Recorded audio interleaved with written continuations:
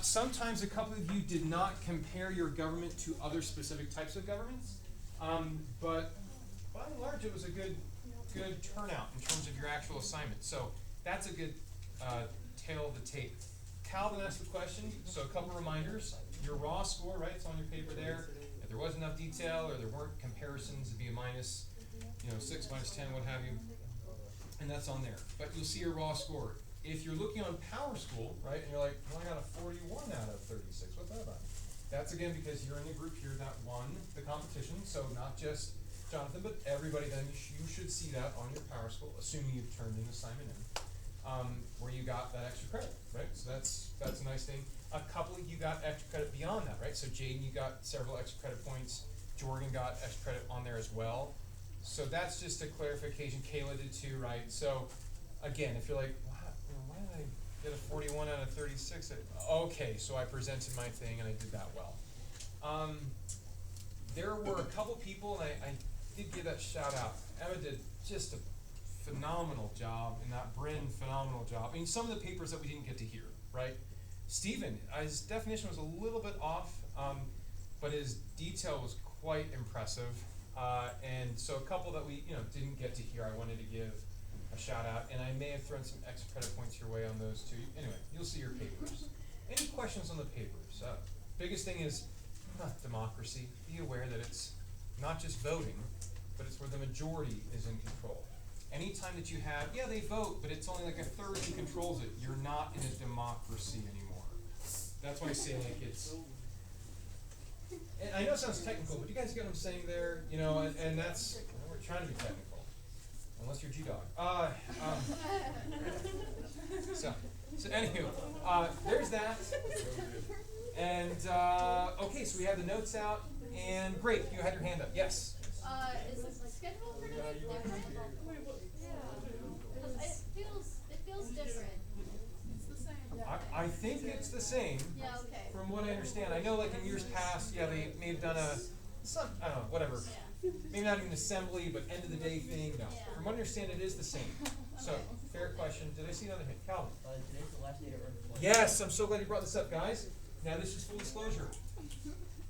You guys have been consistent, all right? And I don't want this tail of the tape to happen like last time of like, wait a second, we were in the lead, right? You're in 5th hour. Participate. Don't have your head down. Make sure you're jumping into it. But here's the tricky thing, and I won't remind 5th hour of this because they know this. Their biggest problem is they go on tangents that get us derailed from the actual content, right? So there's this balance. We want to make sure you get to the content. So that's your strength. Just don't be too docile in that. And so Calvin, you will know. By the end of the day, you can check, to see, because if you guys win, and this is important, if you win, you will only have to do the first 2 sections on the test. You will only have to do the fill in the blank and the true or false. You do not need to do the matching. You don't need to do the free response. You already get that automatically full credit.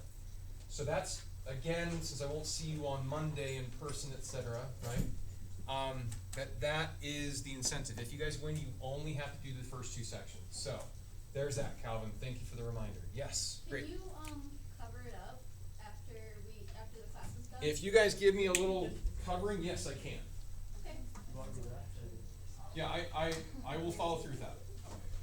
And then let me know if you want to keep doing that when you get back. But for today, we can, yeah. No worries. Okay, so we have that done. And let's sort of begin with the end in mind, if you will. In your notes, I'm fine if you want to in the next section, because if I remember correctly, we got through general elections, we got through 2000, all the craziness there, and we did get to political efficacy, if I remember last time, right? Yes. So, let's finish up, why do people vote, and then I want to make sure we get to this part, so we're going to jump to here, and then get back to this, which is more fun. This is sort of boring. This stuff's boring here. Very straightforward. So why do people vote? So there are 2 main reasons. I mean, a lot of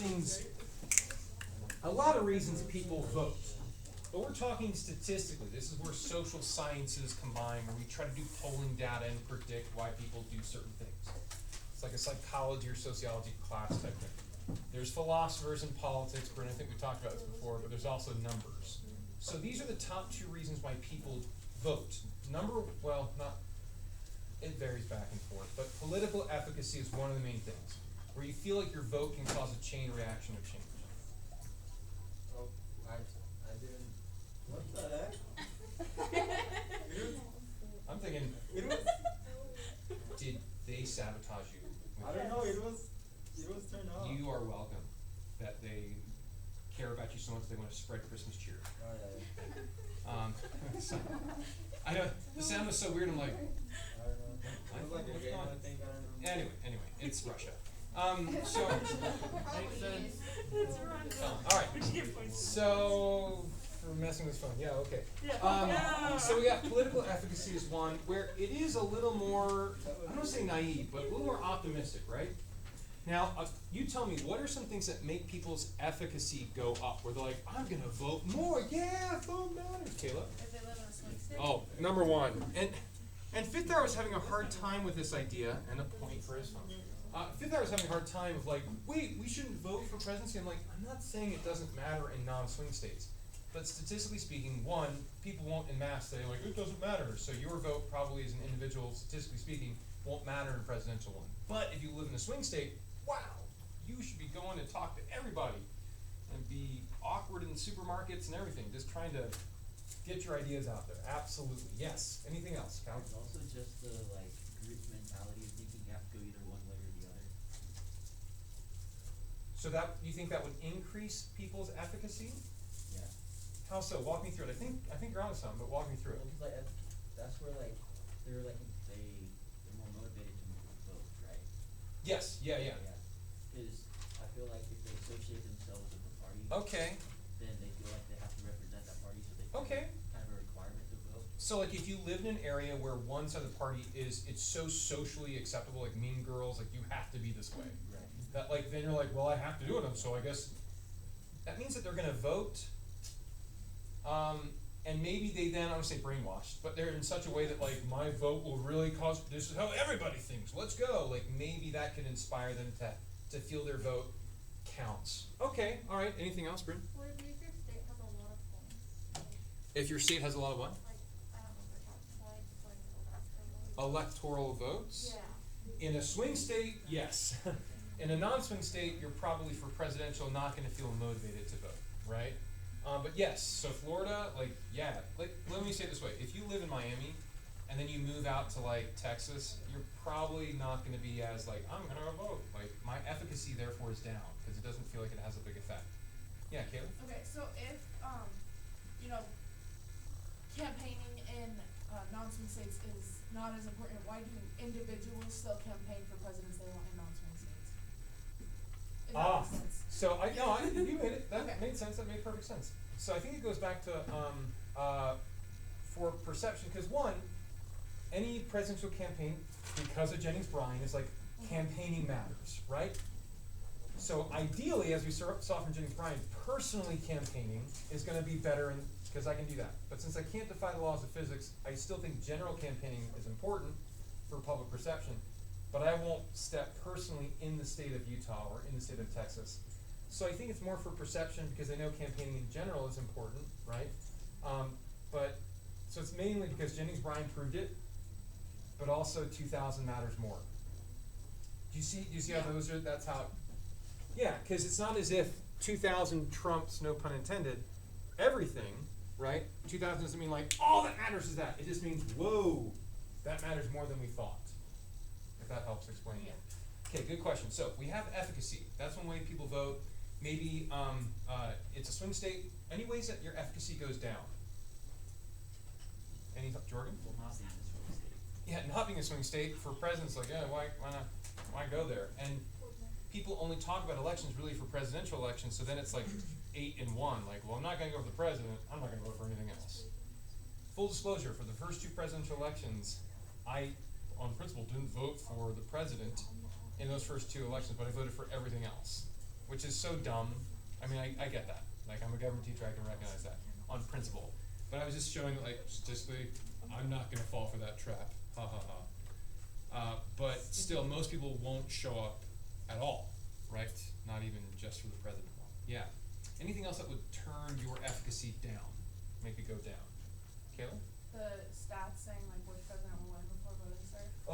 Yes, yeah. So President Trump, he made the claim of a couple days after the election of polling that was repressive polling. That's what he called it.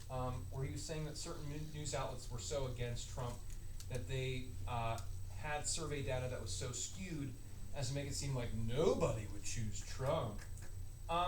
I personally, going through a political science degree, feel like that is, I have not seen that's the case, meaning you're then saying, well, news stations aren't biased, I get that. Polling data is separate from that. Does that make sense? Polling data, their job is to get it right. So it's almost like having a meteorologist, like I'm accusing a meteorologist of being in with a hurricane. Yeah, I knew it. Do you see that distinction there? However, the idea of when you feel as a voter, like the whole mood around you, so Calvin, back to you, like a certain area is all in on one party, that if you're a minority in that group, you're like, well, I'm not gonna vote, you know, because it's just, I'm so overwhelmed by the other numbers. I think that's sort of what you're referring to, like Yeah. the polling data is there.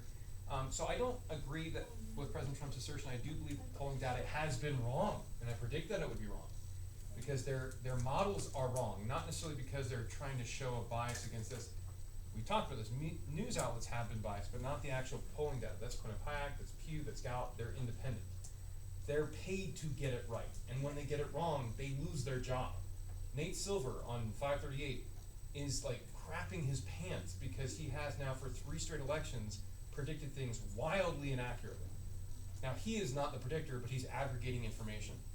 So like, do you guys know what I'm saying there? That's why I'm a little bit hesitant to say like polling, but you're right, that turns people's efficacy down. Like, oh, everybody thinks that way, so I'm not gonna do that. Yeah, good point. Jonathan? So I've been told, and it might be wrong, but that like the Democrats are more likely to answer polls. Is that? Okay, so no, you're not wrong in that certain swing state areas, people have called it a different version of Operation Chaos, of like individuals have been called for polls, and they'll be like, I'm gonna throw them a wrench and not respond at all, or I'm gonna lie on the polls to make it seem like it's the other way. Yeah, people do that. Because here's the thing too, the polling model has been wrong. This is a social media age, and there's a couple things called social desirability that have not been accounted for within polling data. And so people hear these things and they're like, it's so archaic, I'm not even gonna respond to it. But Democrats probably are more likely to participate in them than what you would consider a typical Trump voter, right? Not because they're uneducated, but they're like, you're so mainstream, I don't trust you, I'm not gonna answer it. Yeah, that's a fair way to say it, if that answers your question. Good, Bryn. I remember registered to vote because I'm not old enough. Yeah. Like, I don't know how long it takes, but if it takes long, would that like have it? And Oh, man. And like also you said it's a joint, but then have to bring like a certain like license so that they actually work here. Would that also fall into like that has to be passed so we get this certain like proof that I like actually. Yeah, a couple things there. You're hitting on like so many good things of the idea, the process of registering to vote, Like I don't know how long that is, I'm guessing. and the process, and we'll get to it in a second, and the process also of like when you go to vote, right, of like ID or whatever, Yeah. right? Those things can hurt your efficacy. If the process is longer, it can deter your efficacy. Any other, very good. Calvin, any other things? I don't know if it's been like with past elections, but especially this one is Trump campaigned that like the mail-in ballots were gonna be inaccurate, so people decided that it wasn't gonna like. There it is. There it is. The thought of voting fraud can turn down efficacy. In fact, that's where some Republican strategists, like Senate Republicans, are like, shut up, Trump, shut up, shut up, shut up. Because he has been saying, understandably, because you're trying to show fraud, which especially in Georgia has happened. I want to make that very clear. I'm not, that's on the new episode of the podcast of G-Dog and I. The idea of voting fraud happened in Fulton County, or at least suspicions, skepticism in Fulton County in Georgia. Yes, that doesn't change the overall outcome of the election, not even close, but yes, it happened. With President Trump playing that up so heavily in Georgia, Fulton County is right outside of Atlanta, if that makes sense, heavily Democrats, that many Georgians who are Republicans feel that if the whole system in Georgia is corrupt of how my vote's taken, I'm not gonna vote in this special runoff election in the Senate in January. And that's why Senate Republicans are like, Senate is projected to be Republican controlled, if that makes sense. could it be possible that enough voters in Georgia feel like their vote doesn't matter as much, that they don't vote and the Democrats do, and they unexpectedly win the runoff seats in Georgia? It's possible, because their efficacy goes down. That's why Senate Republicans are like, no, don't make it seem like their vote doesn't count in Georgia, if that makes sense, because then people are like, it's all a sham. Because if they don't, then it is a united government in Democrat Congress, House, Senate, and President. Does that make sense? That's a very good point. So Bryn and Calvin are onto something here. I think it's very good. So we know that one of the reasons why people vote. There's another reason. They're not looking at efficacy. There's another reason why a ton of people vote. Jonathan? Civic duty. There it is. You remembered it too. Good. Civic duty. Use that duty. Okay. The second thing you write down under why do people vote, right, is civic duty. So it really is the opposite of efficacy, in the sense of, you want to write down, when the voter has no thought of personal reward, but votes because of obligation and patriotism, right? So when the voter has no thought of personal reward, but votes out of obligation and patriotism. So this is where Edward, like, when and if you go vote later on, right? In person, I'm hoping that happens soon.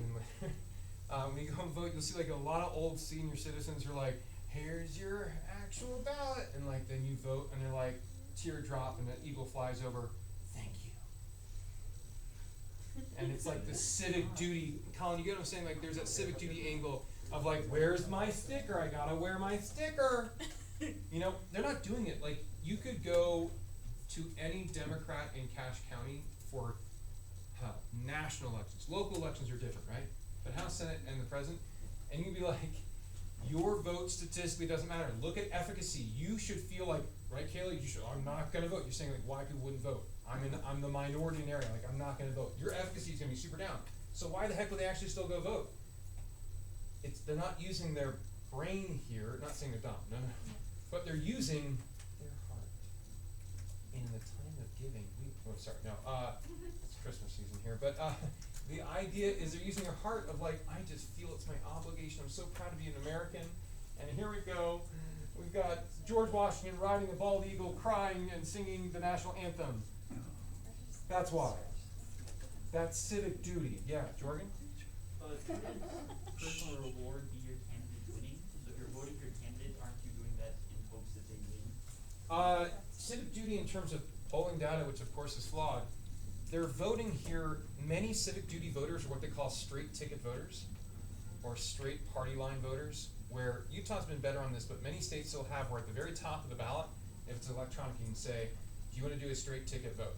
And you hit Republican, and it populates all the positions as Republican. So, yeah, there's a hope that the person might win, but their main motivation is not going to be that because they know it's a lost cause, they don't care, they're just voting out of this obligation, this patriotism that we have a right to vote, so I'm going to vote. They're not thinking about if they win, then I get certain benefits, or I'm winning because I want to change the environment here in Cache Valley, I'm winning because I want to change up emission policies. They're voting just because they should. Does that make sense, Jorgen? Many civic duty voters have no clue what they're voting for. They're the ones who will browbeat you and be like, you need to vote. It's your obligation. And then if you were to look at their actual ballot, polling data shows they have no knowledge, very little knowledge on the issues, if that makes sense. So it's an oversimplification to say there's only civic duty voters and there's only political efficacy voters, but there's main motivations that we've seen in polls. If that helps. Right? That's a good point though. Yeah, Kayla? So when they make the ads to make people vote, are they playing on both the what's the E word? Efficacy. Duty. Meaning effective, right? That's the Yeah. word, efficacy, yeah. I think, but you'll see two different types of ads, right? You'll see fear tactics and fear mongering and mudslinging ads, which now we know where they come from, right? These mudslinging ads are trying to go with efficacy, if you don't vote, then your grandmother's going to die. And I'm not being hyperbolic. In 2012, Obama came out with an ad against Mitt Romney that said, My spouse was at a company that was run by another company that Mitt Romney was an associate consultant for, and they cut their health care, and therefore she died later on because of complications with her health. Mitt Romney killed my spouse. Well, Thank you, Jeff, for Romney saying is that. a pretty Adams. brand. You know, it's like, wait, what? So they'll play on that efficacy angle, they will. And then they'll also play on, like, the NFL had a big drive this time of like, hey, you gotta have your plan, get out there and vote, had a bunch of celebrities. They just wanted to play on the civic duty angle of it, right? Yeah, so it depends on the type of ad. Does that make sense? Yeah. Yeah, good. Okay, so we got that down for civic duty, we know that that's another, motivation. Now, the second part of this is gonna be on barriers. This is the third thing we talk about, and this is going back to what Bryn was saying here.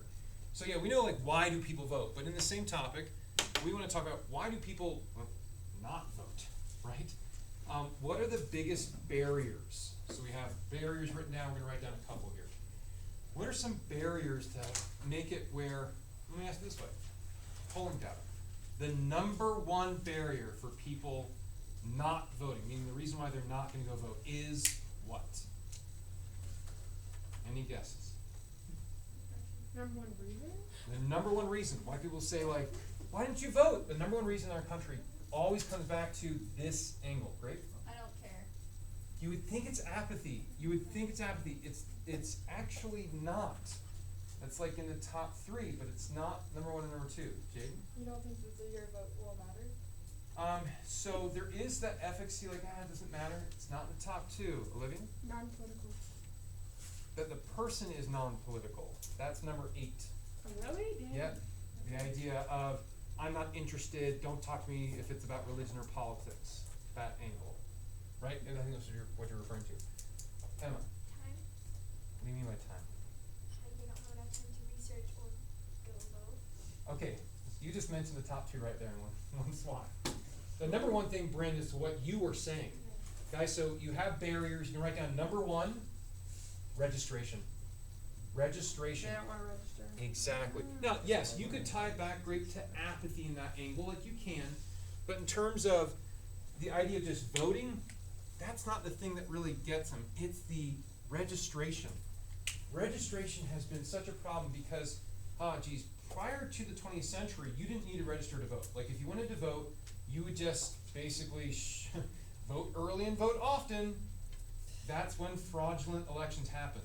So I had a sibling who lived in West Virginia for a while. That still happens in local elections, where you hear the thing of like people going to actual graveyards and writing down names of individuals and tombstones and being like, here's the votes. Like those things legitimately happen for when they vote for their possum who's a mayor or whatever. I don't know. That sounds so bad. I'm sorry. That's bad. I'm sorry. I shouldn't subject you to that type of stereotypical behavior. But the point does reside that fraud happens. So to avoid fraud, they're like, okay, we're gonna add one layer. Now, this doesn't prevent all fraud, but the fraud of like ballot stuffing, if that makes sense, to where like you have fake names or dead people, zombies are voting, or that type of thing. Yes, in the 19th century, you had that happening. You did, in local elections especially. So to avoid that, they implemented registration. Now, Calvin, I'll get to you, I promise. I want to make sure we understand what registration is. What does it mean to register to vote? A couple of you have done this. What does it mean to register? Calvin? Part of it's like to prove your eligibility. Yeah, you have to prove that like you are a legal U.S. citizen, you are not a felon, and you are 18 or older. That is eligible. If you hit those parameters, you're eligible to vote. Yeah. So if you're a felon, you can't vote? Yep. You can't vote. Well, that's dumb.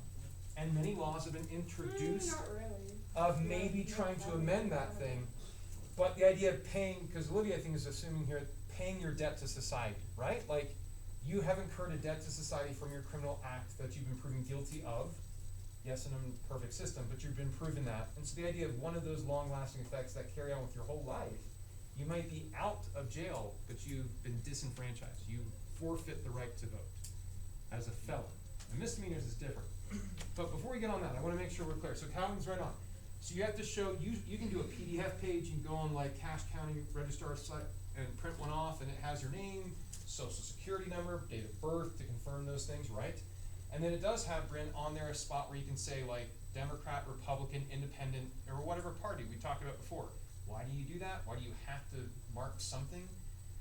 So that you can be in a closed primary if you vote, or a closed caucus, right? Okay, so you do that. You have to send that in, depending on the state, sometimes a week or 2 weeks before actual election day. You can't be like, I'm here to vote, here's my registration. It's homework to do before your other homework to do. I mean, think of that. It's like before you take the test on Tuesday, like if you have to send me another sheet showing me your pre-test, you're like, ain't nobody got time for that. So the angle of time, number one is registration. That's the biggest barrier. Biggest barrier. Now, they have done something to ameliorate or to get this better. Bill Clinton did this. He signed into law, rather, an act that still is on the books to this day. So when you guys go and register at the DMV, you get your license, you get your license renewed, whatever. You can also do what? You can register to vote. You can do 2-in-1. Hey, this is called, so you have number one, registration. In parentheses, I want you to write down Motor Voter Act. Yeah. Bill Clinton. Under what? So we have, why do people vote? We got efficacy, civic duty, barriers, number one, registration, parentheses, Motor Voter Act of 93. Okay, yeah. And of course it's under Bill Clinton's regime. So that's what he does. So he, to his credit and to others, like they tried to simplify it, right? But still it's a barrier. That's the number one thing. Now some states, like in Michigan, which President Trump was not happy with, is you could show up on the day of and register at the same time. Does that make sense? So these are ways to make it a little bit easier. But it is a barrier. That's a number one barrier. We need it to prevent fraud, but it does make it a barrier. Okay, we're going to get back to a couple things here. Yeah, Bryn. This is like a dumb question, so I really don't know. Do you register just once and done, or do you register every election? Haha, this is what makes it harder and sucky, especially for you guys who are 18 to 30-year-olds. You have to register anytime you move. Yeah. Wait, for real? Any alley, so that sucks. This means literally if you move from North Logan to Logan and live on Utah State's campus, you have to register to vote. Why? Because it's time, think about it, it's not just national and state and county, but city elections you get to vote in. Right? I mean, you got the reasoning behind that. Now here's the sucky thing. That's why 18 to 30-year-olds never vote. Because you're moving around so much and jumping around. Ain't nobody got time for that, right? I'll think about being responsible after I have my sloppy 20s. That's yay East Coast. That's such a mantra. But yeah, does that make sense, Bryn, of like, you have to register every single time to do that. Otherwise, you can't vote. And then people are like, oh yeah, I should vote. It's the 3rd of November. I'm going to vote. And then they realize, oh, I didn't register to vote. Oh, never mind. That happens so much, right? Okay, good question. Great. This is another point on the felony thing. Yes, bless you. It's a big way to get black people to not vote is by getting them all in prison and have felonies, and then they can't vote. And so, now, thankfully, I don't think anybody's going to the G-Dog conspiracy realm. We have like a metric, But Greg brings up a good point that individuals in minority groups are concerned. Voting requirements will disenfranchise those minority groups even more than your white Caucasians. Does that make sense? In terms of immigrants and people coming across the border, refugees, etc., yes, they're not your traditional majority white Caucasians. And if that's the case, and you don't have an ID, or if you are a felon, Edward, you have 2 times, almost 3 times the number of blacks versus whites in most federal prisons. It's like there's a thought, people are like connecting the dots, like, is this a strategy to hurt Democratic vote? And there is a concern that way. I'll tell you personally, jury's still out on that for me. I haven't seen enough evidence to say like it is, and again, give credit to President Trump's, because of 2 different orders he had in terms of prison reform, the number of 3-to-1 ratio has been dropped almost to like a 1.5-to-1 in terms of number of blacks versus whites, because he got rid of federal mandatory minimums. So like, that's impressive. So remember the whole thing of him actually being on the scale over here? Sort of see some truth to that, because he He did some reforms. Maybe he's a populist and playing that way too, but he did. Okay. Kayla, did you have your hand up? Yes, so, do you have to change your license like every time you move, or is it just No, in the state, an right? officer will tell you that you need to change your address on your license, so then you gotta get a new license every time you move. Uh-huh. The officer will tell you if you ever get pulled over and you haven't, in your same state, stuff like that, and you haven't updated your license, that you should update the address on it. I'll leave it at that. Why is the officer to tell us? I'll leave it at that. But for registration, there are beyond that no real legal consequences. Maybe for getting utility or residence stuff, you might need to get your license changed, but your license is not gonna change that much. For 18 to 30, you're gonna renew me once, twice, that's it, right? Your registration for voting, you're gonna have to, and then you gotta go on the county's website, because voting registration is done by the county, not by the state. So if you were in Weber County, you're like, hey, I feel I understand what's going on. Oh, and Cash is a complete, Cash will have it online, it's different. So that will change a lot more than licenses. Is that sort of what you're getting at? Yeah. Yeah, good. Jenna? Okay, so like if you are moving, right? But like, okay, in my example, we moved, but we had to live in my grandma's basement for Right. a long period of time. Are you supposed to change the address to where you're living? Like as in you're living in the basement, or do you put it as your house address you're going to be moving to later? For But the you can't- but you can't license do or that. registration? For both, cause you, well actually, pretend you don't have a house, you're just living in the basement for a little bit, they find a house. Got it. Do you put it as that address, or what do you do? You put it as that address for your voting, yes. Okay. In theory. Now, do people get around it? Yeah. Mail-in ballots. Could, in theory, I couldn't get an absentee ballot and maybe try to vote in Delaware. Right? Like I could try to do that. But you, after one election cycle, they probably won't let you do it anymore. Does that make sense? So yeah, you would register for that residence of the house, which is awkward. And then people are like, I'm not gonna do it. I'll just vote next time. Go get it, guys. Right? Count. There's a very funny voting story that happened in the 1960s in Brazil, and a bunch of students nominated a rhinoceros from the zoo to be mayor, and it was named Pacareca or whatever, like Brazilian for garbage, and it ended up getting like 60% of the votes, so it was technically a rhino. I love it.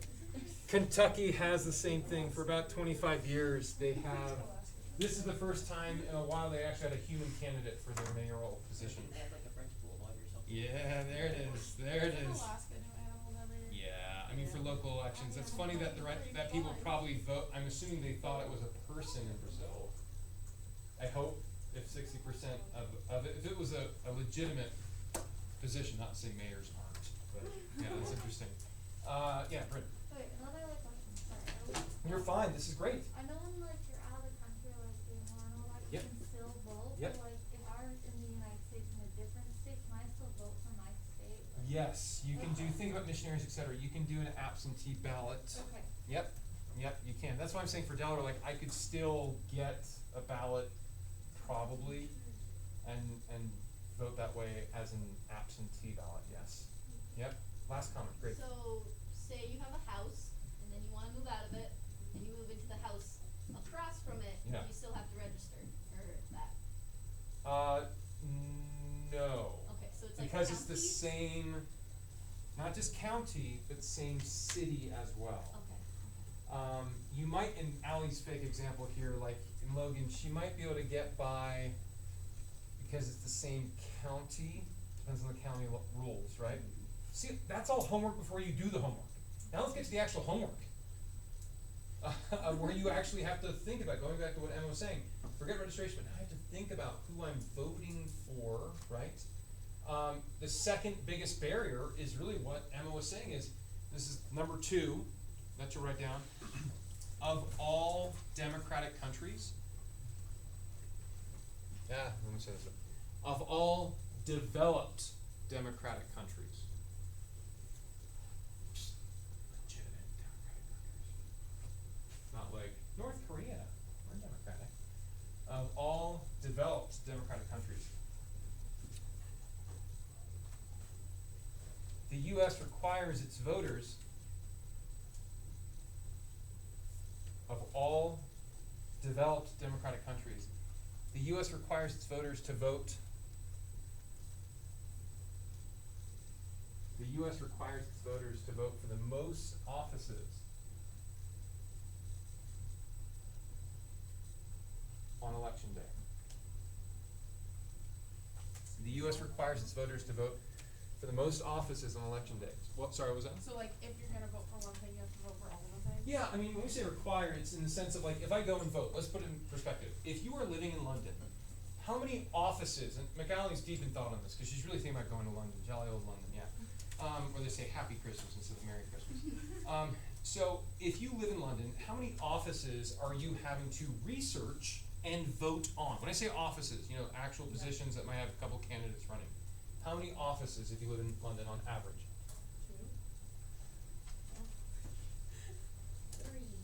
About three. About three. You're gonna have your local your local minister, your member of parliament, MP, you're gonna have that. You're gonna have your member of Europe, well, not anymore, two, haha, member of European Parliament, never mind, Brexit. And you're gonna have your mayoral candidate. That's it, two. So you maybe are researching max of 5 or 6 candidates total, right? On average in the US, how many offices are there for the US? Any guesses here? Cal? I remember when I voted, it was like 10 to 15 or more. On average, for presidential election years, 30. 30. Really? Yes. Now, of those offices, they include any options on policies here. So you include the 7. So when I say offices, positions you have to take a stance on, right? Right. So hopefully with that makes sense of, oh yeah, they were on the Cache County vote. Now the thing that sucks for Cache County is that for many of those, it wasn't even, there was only a Republican candidate, right? Like that's it. You want to have some diversity, that's why I say suck. So when you look at that, having 28 or so offices that you are voting for, including options on policies, why is that so bad? Democracy's great. It's overwhelming. It's overwhelming, and you have to research more. So then people look at that and they're like, Christmas tree time. There you go. And then next time they vote, they're like, screw that. I'm not gonna get registered. And then when I gotta go, I feel the guilt of like, you gotta understand. So sometimes it is an oversimplification. People are like, just go vote. Just do it. And you're like, reality is like, if you want to be an educated voter, it's overwhelming. That's the second top reason, if you will, for why people don't vote. Now, there are other reasons people don't vote and such, but those are huge barriers. So there is a thought of like, where certain cities vote on city dog catchers. They actually do that, ladies and gentlemen. They vote on their city dog catcher. Can you have too much of a good thing? I mean, honestly, Jalen knows you can have too much eggnog. I mean, it's just too much eggnog. It's too much of a good thing, right, Emma? If you get too many offices, then you're gonna get to a point where you have to have other people vote. Yes. That's it. So like, Australia does a mandatory vote system. It's sort of passive aggressive. It's very much like a Jewish model. Sorry, bad stereotype. But the idea is like, if you don't vote, they publish your names in the papers. Look, I'm not saying you have to vote, but if you want to hurt me, you just don't vote. That's all right. But God bless you. Okay, that is that idea. Australia requires its people to vote, and by having mandatory voting, this is actually a debate topic before. If you require voting, you're going to have tons of uneducated voters voting, which that's a problem. Now, if you have fewer offices and required voting, hey, like that's something a little bit better, right? Like if I only had one day of an actual test for the whole year, people would probably show up on that one day, I'd imagine. Right? That's the thing. Very good. Yeah, Kayla? Okay, back to the dog catching thing. Sorry. Yes. So aren't they part of like Bureaucracy. Thank you. And so don't we not vote on that? This is the good thing, bad thing, I don't know. Doesn't happen in all cities, right? They are part of the bureaucracy. They're also part of the executive branch for the state or the city or county. You sometimes vote on the sheriff. Does that make sense? I don't know if you have this here, but you sometimes vote on the sheriff. And you're like, you're voting, but they're a member of the bureaucracy. The sheriff you vote on, but not all the other cops there. The head dog catcher, yes. But you don't vote on all of his underling peons who kill your cats. I don't know. Does that make sense in that, like, they are part of the bureaucracy, so when they're voted in that way, they're more of the executive branch, because they're executing the actual laws that are put in place. If that distinction makes sense. Okay, so, what we're gonna do here, for sake of time, we have like 12 minutes or so. What I'd like to do, having this section finished, in your notes, if you want to look at it this way, we're going to jump ahead. You can write this down just right after why do people vote. But these things are not very fun, and they're just sort of, okay. 17th Amendment, for a couple points. What does it do? It does a thing. It does a thing. Wait, It was past the era of progressivism, which said, hey, a couple things. Alcohol is bad. Let's prohibit it. Woo! Yeah. Well, I don't know about that. It was also past an era of progressivism. Hey, women need the right to vote. Let's go. That's a good thing, right? That's cool. That's not repealed. It was past in an era of progressivism having the federal income progressive tax, meaning the more you earn, the more you're taxed. It's not a flat tax. Bill Gates' income, for instance, is 78% of his income's taxed, right? So, like, that's a progressive income tax. These are progressive programs. Okay, turn of the century. Okay, those things happen. This one was also passed in that midst, and some scholars have said this amendment has killed federalism in our country. Any guesses, Steve? Is it the one where you elect senators? There it is, guys. So just write down 17th Amendment. Senators are now elected by the people instead of appointed by state legislatures. Very good. I love that you use the term, Stephen, appointed. Right? They are now voted in by the people.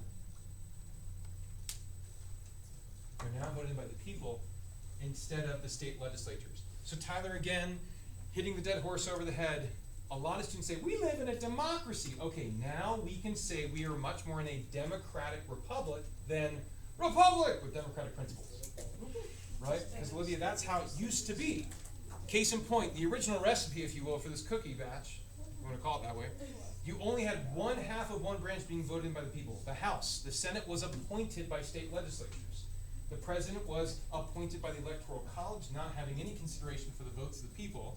And the actual judges were voted in, not voted, appointed and confirmed by the President and then by the Senate. Allie, that is not very democratic. Does that make sense? That's okay though. That's why the founders wanted to do it. Why? For a couple points. Why did the founders say we don't want to do it that way? They could have gone full on democracy. And Landry's really shocked that they could have gone full on democracy, but she's just shocked. That's okay. I love that you actually told me what you're doing. Like, I can tell that's what you're doing. So not only was she shocked, but also checking her pupils, that they could have gone Democratic, but they decided not to go Democratic, and they went this way. Why did they have more protections, if you will, from the people? Any thoughts, Stephen? That whole idea of mob rule. Yeah. They saw with the Confederacy, it's like, this is too much of democracy in a way. We got to shift it. If they went from here, and then articles, they went over here, they wanted to shift over here more because it was too crazy with the people having too much power, right? So they said, let's protect it. Now, over time, things have changed, right? The president is elected by electoral college, but they really focus on what the people want, right? So it's more democratic. The whole Congress is done by the people, right? House and Senate. The judges are, yes, nominated by the president. So you can see here that we are much more of a democracy than we used to be. Do you guys get that? That's why we're called a democratic republic now. So with that said, 17th Amendment made it where you got to vote. Okay, the other thing you want to write down. Why is this going to be, if you're voting for a House member or a Democratic member, why is this difficult now? Sorry, say it one more time. So I don't know if that's the answer. If you're voting and you have these individuals, in fact, you don't even write it down. I'll just tell it to you. It's okay. I don't even think I'll test. If you're voting for the House and they were supposed to be representatives of the people, right? Were the senators supposed to be representatives of the people? No, because they were appointed again by whom? the state legislatures. They were representing the state and the country as a whole. They were the wise village leaders. And then you had the House was like the trained monkeys. Monkey see, monkey do, right? You had that. So as a voter, you would vote for them now, both of them, and it's hard to decipher who's gonna be what. Is the House now gonna be wise village leaders? And the Senate are the trained monkeys? That's where Congress gets away with a lot of their crap because they can weasel out of situations because they're all voted in by the people. And we don't know who they're supposed to represent. You guys get that? So 17th Amendment, it's nice, but that's why they say death of federalism, because, wait, are you representing the state or the people or the country? Do you guys see that problem? That's what we say. Stephen? Could you explain how like Senate elections work? 'Cause, like I don't really understand how the whole. So a third of the Senate is up for vote every 2 years, and we will get to this more under the Congress section, but a third of the Senate is up for vote every 2 years. So the senators serve 6-year terms, That's not really what I mean. and so the Senate elections themselves, and I guess then what are you asking, I guess? So like in Utah, do they like split the state down the middle and say, how Nope. do you vote for Nope, the you get to Senate? vote. Great question. Because they were by state legislatures, everybody gets to vote. Now they stagger it. You don't have usually the 2 senators being elected at the same time in the state, right? So everybody gets to vote for or against the senator. Yeah, does that make sense? Yeah, good question, good question. Okay, so we got that down. Now, the final part here is the Electoral College. There's 4 steps. So I want you guys to write down these 4 steps of the Electoral College. Step 1. Convention season is on the video. Ah. And if you feel good, we can move off of this. And if you guys are, it's on You video. went way too fast with it. Yeah, I did not understand. We couldn't even it at keep all. up with it. Like I kept just- trying and I was like, he's going so Half fast, like of us nothing didn't was even pay going in my attention brain. because it was like, it, honestly, when I was like listening to it, I was like, this sounds like we're filling out a worksheet that we don't have.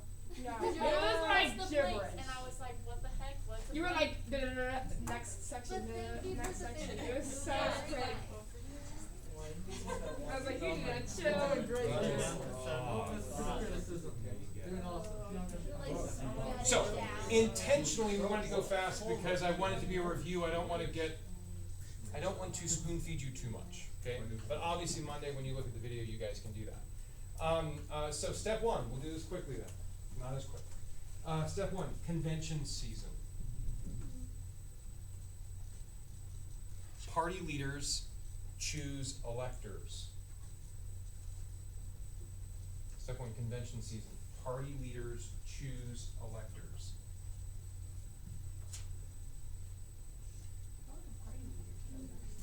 Party leaders choose electors. Step 2, general election in November.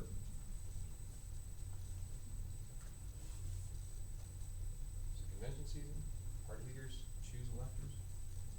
Step 2, general election in November. Step 3, electors send in ballots in mid-December. Should sound familiar too, right? That current policy. Step 3, electors send in ballots in mid-December. Electors send in ballots in mid-December. And step 4, early January,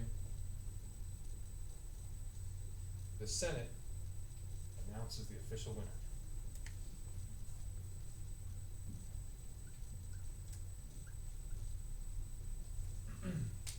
Early January, the Senate announces the official winner. So Jordan, we have these 4 steps. Real quick to explain.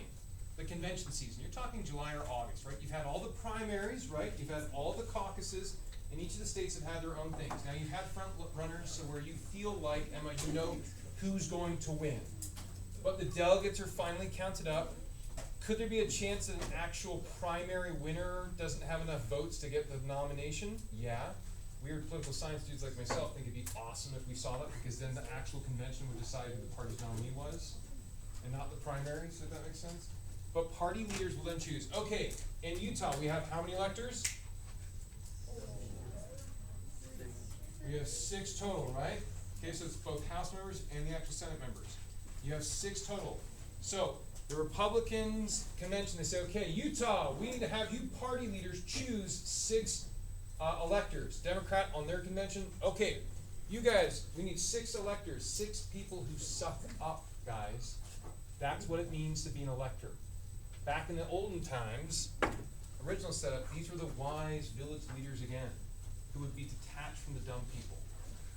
Now it's whoever sucks up to the party, if then in the second step, the majority of people vote for that candidate, then that means those electors are ready to go in the third step toward they actually send a ballot in. Nobody meets in DC. There's no actual formal physical building of an electoral college. Mid-December, they send in those ballots to DC. And then early January, the VP at the time counts up formally the actual votes and then announces the winner. So if you're thinking to yourself, wait a second, this whole electoral system is a lie, built on a lie, built on a lie, you're not wrong. Meaning, they're projecting on election day who won. We don't know statistically truly if that's the case, but we can probably project it. We also don't know if the electors would actually go with the will of the people, right? They don't have to. They could vote for zombie George Washington, Richard Nixon, who's dead, or his dog, who's also dead. All of whom have actually been voted for on these electoral ballots. But usually the electors go with what the people say. And then the actual official result is announced there. Now, when I say President-elect Biden, that means we are assuming that the actual electors haven't been what they call faithless electors. But they could be. Hasn't happened, but it could happen. They all vote for Marco Rubio. They could, but it's probably not likely. So, with that said, guys, real quick, write this down. You're not done yet. Why do people vote for certain candidates? In order: family, party ID. Wait, hold up. Nope. Candidate evaluations, policy voting, family, party ID, candidate evaluations, policy voting. Wait, what is it? Why do you like it? Family, party ID, candidate evaluations, policy voting. Guys, everything's on the actual review module. That's all. I don't really And is that, wait, what are those 4 things for? That is for why do people vote for certain candidates. Okay? Alright, so guys, my suggestion, Monday, look at that review, right? Tuesday, go on Canvas, submit your test on Canvas. Do not email that to me. Do not. Submit it all on Canvas on Tuesday by the end of the day. If it's not in by 11:59 on Tuesday, you get a 0 out of 45 or whatever the test is. You got to submit that in. Additionally, I will send an email to all of your parents on Monday, also reminding you guys of the test itself, okay? Wait, so how are, is the test just going to be taken on our own? Yes, as we mentioned ad nauseum. Well, yeah. You have honor code to test without notes and without online help. Yes. We have a study guide they want us to fill out. It's the review video. Yep. Yep. So do we Let always me have get to you. check And we have to take it by Tuesday. So by the end of the day Tuesday, it'll unlock Tuesday morning. Yeah. Is there a password? Oh. Sorry, that's what's like. Oh. I think you deserve points for that. Oh my. Spencer. Okay, we're getting this. So, Hide it. sorry, I don't have time here. I gotta get her test. Someone else do it. I'll hide it. Is there a magnet somewhere? You have the magnets? Okay, so here is. Okay. Olivia, here we go. Okay, Ron, do your thing. There you go. Are our notes going to be, do you have to write this out? Nice. Nice. So to go. Right there. Yeah, let's just do questions, and I think you write them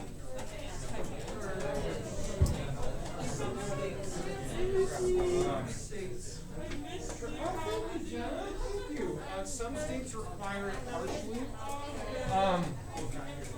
Right. Oh, this is great. Correct, Like, correct. this is so great. Correct. Some states require it partially. whereas others Yeah. don't.